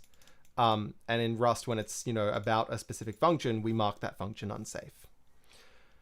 And then generally, if we have an unsafe version of a function, we'll generally have a safe version as well that maybe does additional checking and returns like an option or result or something like that. And you choose between speed, performance, and potentially knowing for sure that you're correct, or just like playing it safe, staying in safe Rust and making sure you never run into undefined behavior or memory unsafety, that kind of thing. Why is it only undefined for the first call of strtok? What about the other times you call it? I think it's intended that you pass null to it the second, third, fourth times, so it knows that strtok is an absolute dog of a function. Strtok sucks. It's really bad. It's just a stupid design for a function, to be honest. But they need to differentiate between give me the next token in the string that I'm currently tokenizing versus I want to tokenize a new string, essentially. Go have a look at strtok in the man page and that kind of thing if you want, but it's not a nice function, honestly. Writing correct, so safe unsafe Rust, or otherwise known as like sound unsafe Rust, is harder, but there's still room for people to just be careless, I guess. Yeah, that's still absolutely true. So that's why, like, things like code reviews or let's say code reviews, people are going to want to pay close attention to wherever unsafe pops up, because it sort of signals that this needs special care. Can Rust do inline ASM? It actually can do inline ASM, yes, unsafely. So yeah, Rust also has similar tooling to C and C++ in terms of spotting undefined behavior or memory unsafety. We've got 15 minutes. Well, okay, so as an aside, undefined behavior, we've been looking at this standard library, the C standard list of undefined behaviors. There's also a great post from John Regehr, I believe. I think I don't know how to pronounce. Anyway, follow John Regehr on Twitter. He's got a great Twitter going. I think people have been jumping off Twitter or something there recently. I need to catch up, I suppose. But there's a blog post which is also, I think, an actual paper that was published, which tries to iterate C and C++ undefined behavior. And again, it's this huge list of things that can go wrong. There we go. It's a whole thing. And his overall conclusion is C and C++ are mostly taught the old way, as if programming in them isn't like walking in a minefield, nor have the books about C and C++ caught up with the current reality. These things must change. So this was written in 2017, and John is absolutely a massive expert on C and C++, and if I recall correctly, has done a lot of work in tools like Clang and LLVM. And this is just a great post to like read the bits that you're interested in. And there's also like there's even more posts, like a 3-part series about undefined behavior in other respects as well, which you could find if you Google for just looking for C undefined behavior. And his blog is called Embedded in Academia, or just like putting in his name here. But just, yeah, very interesting to have a look at as well. One of the things I want us to do is to create a maybe sound implementation of Vec. I say maybe sound because, like, again, writing unsafe code is very difficult. I think, like, I've implemented Vec before. I think it's probably sound. But, like, you know, I don't necessarily have the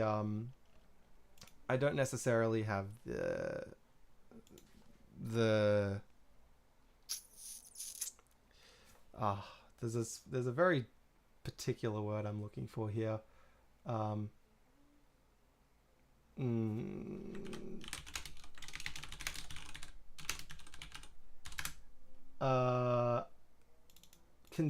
Yeah, maybe that's what I'm looking for. I don't necessarily have the arrogance to claim that it's certainly sound. The Nomicon does have a full chapter on implementing a Vec from scratch, which is very cool. I believe it's down here, implementing Vec. So this is a nice part here, but it also goes into some pretty crazy stuff. This looks yeah. So like the problem. So okay, how do I say this? Maybe sound should be like probably unsound, but like usually sound. Creating a usually sound Vec, because I can think of pieces of my code that's probably could exhibit UB, but like in the cases that we're looking at, almost certainly won't. One of the big takeaways here is that writing unsafe code is really difficult, particularly when you're making a large, complex abstraction, especially when you're like generic over other people's types and stuff. Like a Vec, a Vec ticks all those boxes. And so writing a absolutely sound in every situation Vec is really, really difficult. But we can sort of like restrict the space that we're operating in to sort of be like, here's what it would kind of look like, and then go, there's still soundness issues with this, and here's where you can look to like see those other issues. So we're probably going to do something like that. We clearly are not going to have time to write a whole Vec today. But I can talk about how we can, work on checking if unsafe code is sound for the end of the lecture. And then, because there's not an absolute buttload to talk about with FFI on Wednesday, we can spend something like the first hour of Wednesday trying to implement a usually sound Vec. And then the second hour talking about FFI. And that should be fine, I think. So I think that's a good idea. In terms of checking our unsafe code, click to add subtitle. The two sort of primary go-to things are Miri and Sanitizers. So Sanitizers, if you're familiar with C or C++, you're probably already very familiar with this idea of Sanitizers. It's essentially code that gets instrumented into your program in order to check things as the program runs. So the most popular sanitizers are address sanitizer. Memory sanitizer is a bit of a like it's like, I think, a little newer than address san, and like supports some slightly different use cases, but is also like large. There's a reasonable amount that overlaps with memory address sanitizer. Thread sanitizer is massive as well to help try and detect data races. And there's a few others. Leak sanitizers, sometimes used for in place of like Valgrind or something like that. And then there's some other like really more specific sanitizers that I've never personally used, for example. And so these, you pay a slight performance penalty at runtime for them. Usually the overhead is, I want to say like 2 to 10 times, something like that. Okay, address sanitizer, for example, is typical slowdown is about 2 times. So your program will probably be about twice as slow if you're using address sanitizer.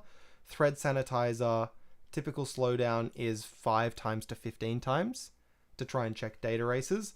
And it also uses about 5 times to 10 times the amount of memory.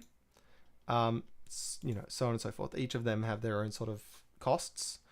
And so, like, sometimes you can afford to run a sanitizer in production to try and, like, make sure nothing goes wrong in production. You'd rather maybe have a crash than actual, like, memory unsafety or undefined behavior or whatever it's checking for. There's also undefined behavior sanitizer is another sanitizer for C and C and maybe, I think, also C++, but doesn't exist for Rust because Rust has different sets of undefined behaviors. That's interesting. They haven't listed it here. But so you may not necessarily want to use a sanitizer in production, but you're almost certainly going to use a sanitizer in testing. C, C++, and sometimes Rust, depending on what you're doing. And so, again, the most popular here is probably address sanitizer. So I guess I can show you. Like 15. Like, let me just show you, like, address sanitizer hopefully may be working.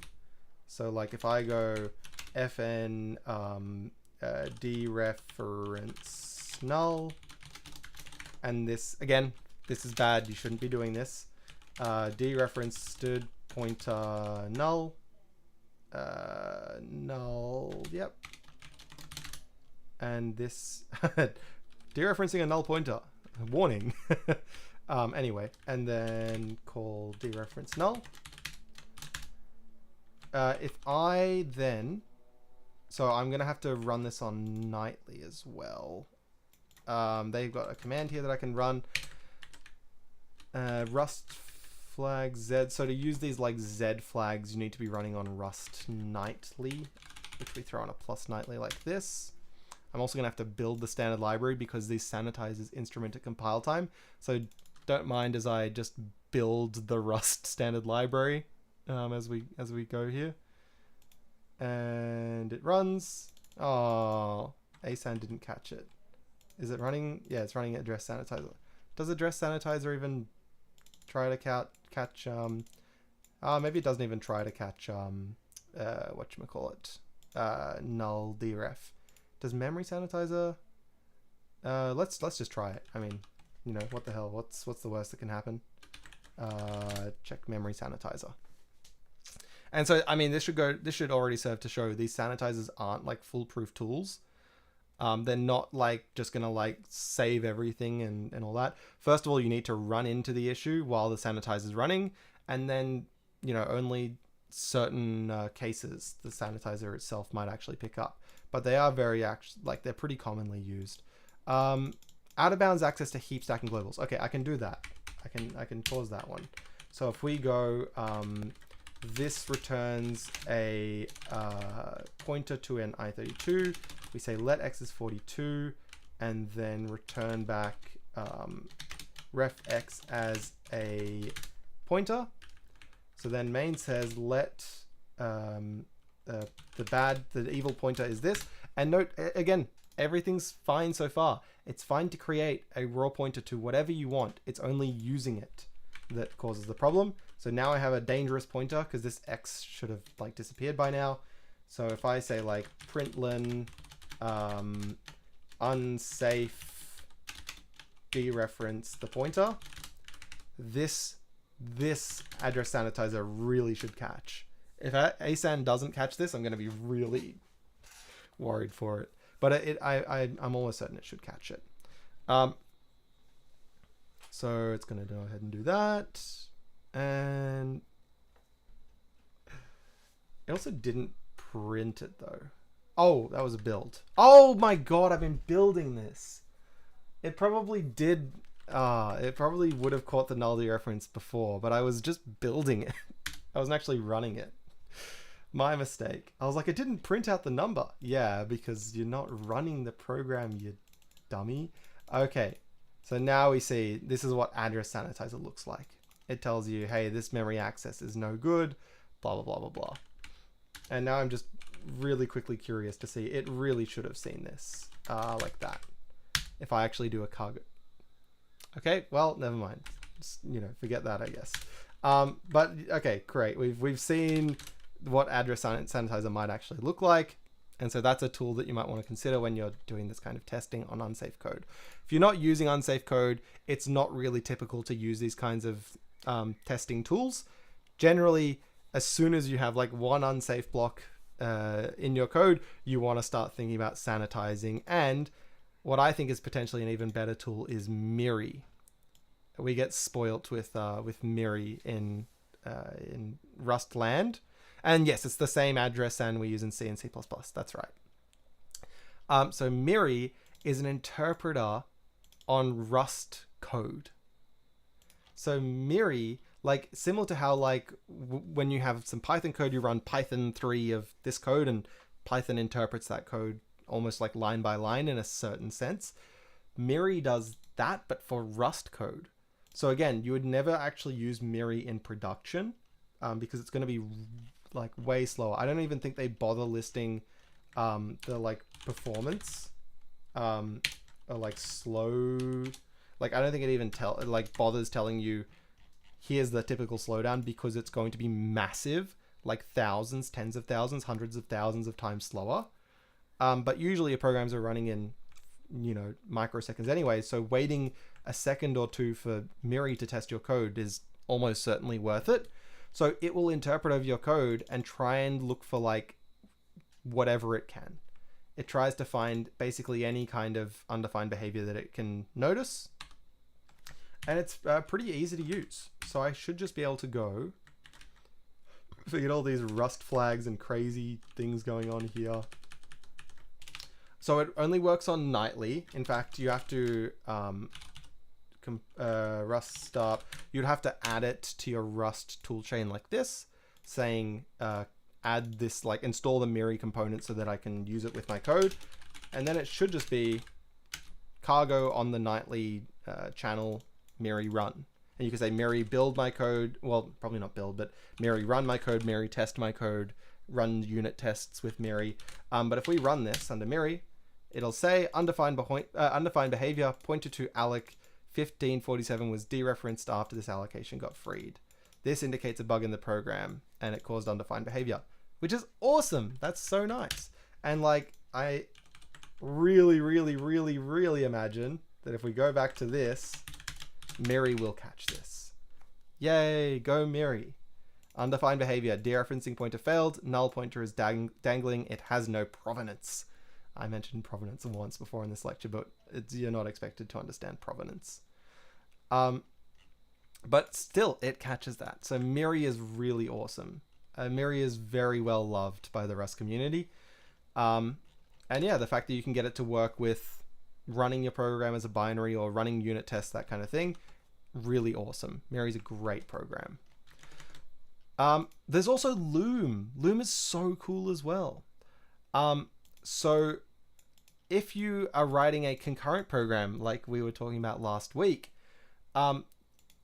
you might have a program where it only does like the incorrect thing. It only like operates incorrectly or like say deadlocks or produces an incorrect answer or maybe even produces undefined behavior if like a certain order of executions happen. Like this thread gets the lock and then it releases it and that thread gets it at the same time that this thread gets this lock. And like you can imagine a very specific situation needing to occur for like the bad case to happen. Loom is such a awesome crate. Loom is a tool for testing concurrent programs. At a high level, it runs tests many times, permuting the possible concurrent executions of each test according to what constitutes valid executions. It then uses state reduction techniques to avoid combinatorial explosion of the number of possible executions. So basically what Loom does is if you have a program that works concurrently, so they have a program here that creates an atomic usize of 0, so essentially meaning a number that can be modified across threads safely. They throw it in an arc so they can share it between the current thread and the thread they plan to spawn. Arc 1 and arc 2 is, clone the arc. And one thread says store the value 1 into it, right? It starts off with the value 0. They store the value 1. And then they say assert that it's 0, right? Assert that when they read it through this side of the arc that it's 0. So this will sometimes be correct if the assert goes off before the thread finishes.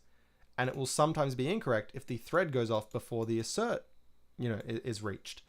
And usually in testing, if you were testing this program, it will, like most of the time, I would imagine, it probably says the program's fine. Because the thread being like booted up, like gotten ready, and then executed in its entirety just before like one line of main of this function, the current thread's code runs, is pretty unlikely. So most of the time this would pass, but what they tell you to do is where you've done like stood sync arc or stood thread, that kind of thing. Sorry, not stood sync arc, stood atomic usize and stood thread. You swap them out for Loom's atomic usize and Loom's thread, and then when you can throw this test under Loom model, right? And here's the closure. Loom will run this closure under like every permutation it can possibly see. So it'll make sure one execution where the thread waits and then this line of code runs, or the thread goes and this line of code runs, so on and so forth.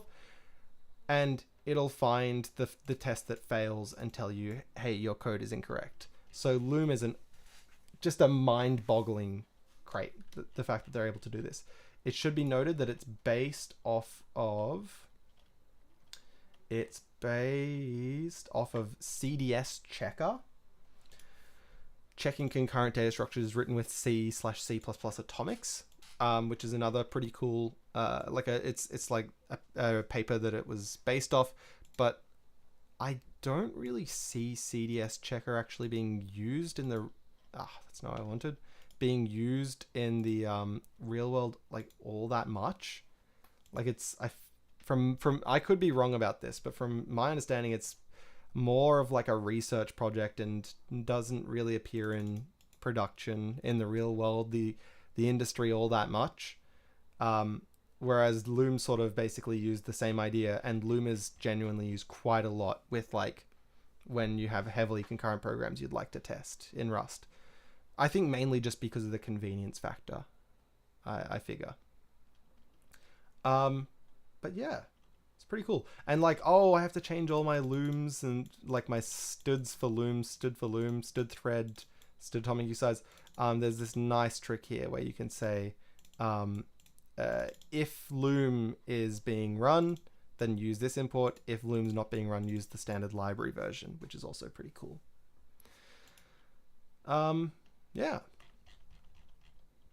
Anyway, we'll leave the Vec stuff for tomorrow. Sorry, not tomorrow. Wednesday, rather.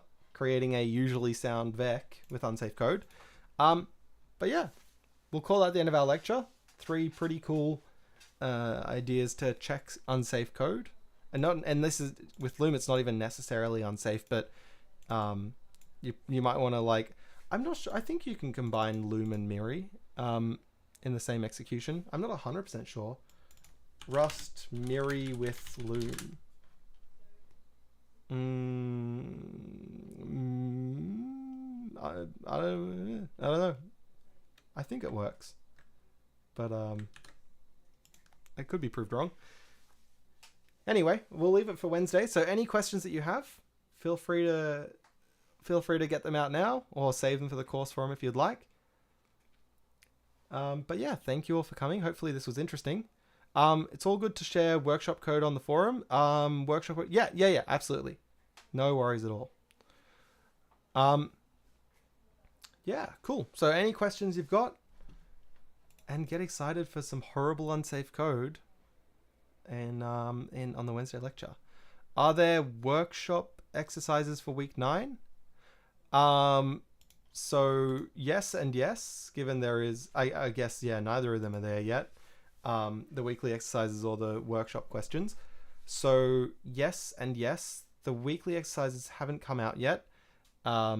There's still a bit of work to be done on them, Oh yeah, I guess in case anyone missed it, Shrey is no longer working on 6991.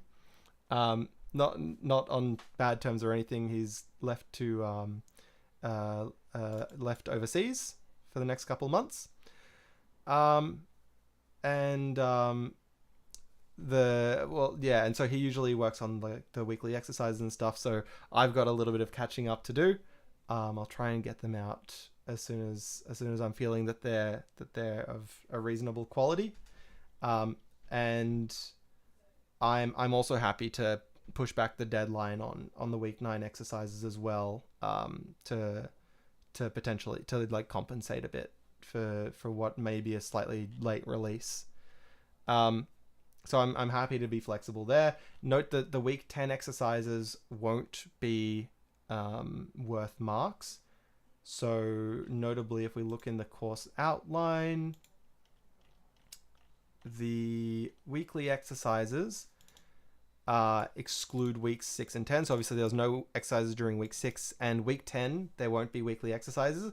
Instead, we're going to give you a sample exam. So no marked exercise during week 10. We'll give you a sample practice exam for you to practice for your final, and that will obviously not be worth marks at all. Are efforts being made to potentially ease Rust restrictions but maintain the same guarantees? All the time, absolutely, for sure.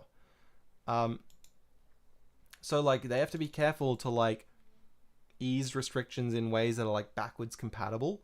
But for example, even just like I think 2 days ago, it was on Friday, so it is Saturday, Sunday, Monday, 3 days ago, a new version of Rust came out, which supports some more crazy stuff. In particular, it supports this idea of GATs, generic associated types, which I'm not going to like delve into right now because they are somewhat complex, but they enable patterns that were previously not possible to describe in Rust. There's been 5 years of work that's gone into that feature. It's not like every feature necessarily takes 5 years. Small sort of convenience things can be, can find their way into Rust within, months, realistically. But it was such a really a large, impactful feature that a lot of people wanted to weigh in on and had a lot of discussion and a lot of testing and whatnot, that planning, designing, testing, that all needed to be done for it to come out. But it's out now, and Rust is now, because of it, less restrictive. There are more programs you can now write that you previously couldn't. Which I'm assuming we can probably see here. So their example is this idea of a lending iterator or a pointer family trait. And now with this new syntax. In fact, there was even a question on the course forum, I recall. Someone who said, I want to write code that looks something like this. And I was like, sadly, you can't. Now you can, it turns out, as of Friday. But yeah, so they're working. They're always working to try and make Rust less restrictive, for sure. Same due date as assignment 2. See, like I feel like even though this is an interesting thing that like we consider when we're like working on course stuff, is that like, let's say we have here's now, and here's assignment 2 due date, right? If let's say week 9 exercises get released here, then until like whatever the span of finishing is the like period you'll have to do it, it seems to us that students tend to appreciate this more, like the due date being a bit before the assignment 2 due date, as opposed to, so this is like, let's say this is like option 1, as opposed to having the due date like overlapping right here, even though like necessarily this is a subset of this. It seems like having sort of discrete deadlines tends to be a preference. So I'm considering maybe saying something like the Thursday here and leave the Friday for exclusively assignment 2. If you don't feel this way, if you go, no, I really would like a further deadline, like to have them due at the same time, then like make your voice be heard, make your voice clear, whether that's the feedback form, whether that's the forum, whether it's anything like that.